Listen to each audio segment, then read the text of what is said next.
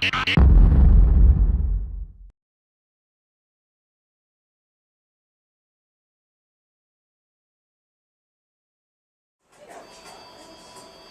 folks, Triniton here from Anderson Training Systems, and we're with Dr. Brendan McCarthy, the founder and doctor over at Protea Medical Center. It's a naturopathic medical center, and we're just going to share some information on some things you may have heard about today in regards to nutrition and basically impacting your health.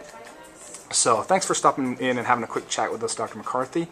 And we're going to talk about the kind of interest in the how much talk we got going on nowadays about the wheat-free and gluten-free diet, and I think a lot of people have a lot of hesitations about it.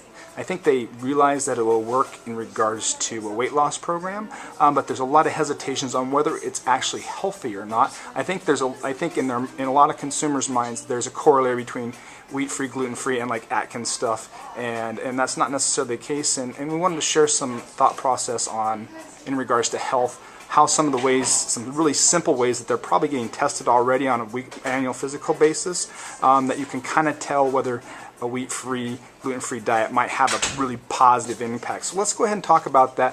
One of the really basic tests that a lot of people are getting done, basic cholesterol panel with triglycerides, right? Very simple, yeah. And I agree with you. A lot of people get the idea, and it's usually the people who are very intellectual, yeah. And they will look at this fad of a gluten-free diet and they'll say to themselves, you know, there's too many people doing this. It seems like it's a fad. It seems like it's just some kind of trend, yeah. And it's not necessarily healthy or not healthy. It's just not beneficial because so many people are doing it and everyone's trying to be sold on it. The truth of it is that not everyone has a problem with wheat, and I don't take all of my patients off of wheat.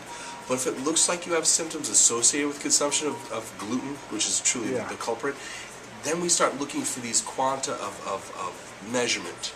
Like we look for labs, we look for areas in your health that may be affected from diet, and then we see from removal of the food whether it changes that area. So let's look into lipids, specifically triglycerides. You know, whenever you're eating a food you have a response to, any kind of allergic response to, let's again pick on gluten. When you eat it, you're going to have an immune response in your intestinal tract. You're going to be releasing histamines from your intestinal tract. That's why sometimes you eat foods you feel bloated. Once those histamines are being released from your intestinal tract, your adrenal gland gets that message that there's something going on, and it releases cortisol. Cortisol levels start to come up. And then what you're going to see is you have this person who eats wheat at a 2,000 calorie diet, and they gain weight because they're having that cortisol release, they're having that histamine response.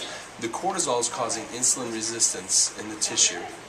And that insulin resistance is going to be causing the triglycerides to jump up because they're having this dysglycemia. They're having this issue of eating that food, causing them to have that abnormal weight gain to the response of the cortisol.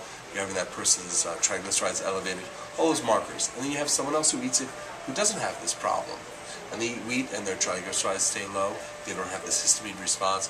There are any of those health problems at all. Yeah.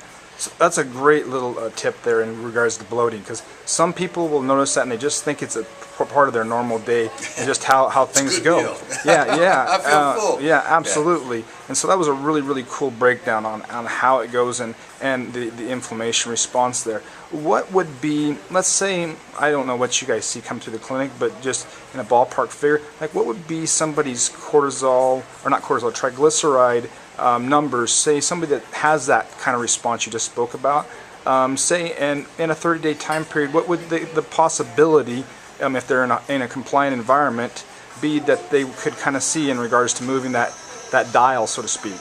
I've seen people's cholesterol go from, triglycerides go from unmeasurable. Yeah. I'm not exaggerating. I've seen them go from unmeasurable all the way down to 60. Yeah. And it is dramatic. It is obvious to the patient. It's obvious to everyone involved, and there's no health implication of taking gluten out of your diet to figure out whether you have a problem with it. You take it out for a short period of time, and you see. You know, that's really the goal of this. And you see what does the data look like? What does the lab look like? How are they feeling? What are all those metrics they came in complaining of look like now that the food's out of their diet? Yeah. And just so people can maybe, if they've got their blood work done recently, what would be an inflammatory triglyceride number or what's the number we're looking to get those triglycerides down to?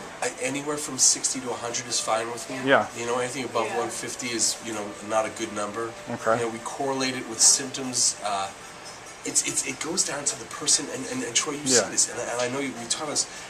You see someone that eats a good diet, and it's a healthy diet, and you look at it, it looks like it's not a bad diet at all. Yeah. But you look at their lab work, and you'll see the triglycerides are elevated. It does not match their diet very well. They're perfect candidates for this. Yeah. You just take that gluten out of their diet, and all of a sudden you see this dramatic drop-off in that number. Yeah, so somebody that might be frustrated a little bit, seemingly having a pretty conscientious nutrition plan and yet still isn't seeing movement, that might be a really strong indicator if they look at the triglyceride numbers. There's also some implications, and you've probably seen a lot of it in your practice, we just talked about it a little bit off camera, in regards to autoimmune and wheat gluten. What are a handful of those that maybe you could have a positive impact on by removal of a wheat and gluten type of diet? Every patient that comes in our office that has hypothyroidism, that has an elevation of something like thyroid peroxidase antibodies, which is a common cause for autoimmunity and for hypothyroidism, we take them off of gluten in their diet, and 1 month later we retest it. And that TPO number, the thyroid peroxidase antibody, it drops down in 80% of our patients to an unmeasurable level. Okay. 80% of our patients. And if we could take a person who has hypothyroidism and cure them on diet, and you could see it in the lab work. I mean, we don't just have someone come and say, stop eating wheat and stop taking your thyroid, you're fine. We run numbers. We run it by the numbers. We see what the labs look like, we see what the diet looks like, and we make that decision together. Yeah. So there's a few bits of nuggets, some evidence-based nuggets in regards to the wheat-free, gluten-free type of diet. It's definitely valuable if you have a sustainable transitionary plan in regards to weight loss, but it's also valuable from a health standpoint. So thanks, Dr. McCarthy, founder of the Protea Medical Center down here in Chandler. So appreciate it, and we'll look forward to maybe a little bit more information from the health side of things. Thank you. It was always a pleasure. Thank you.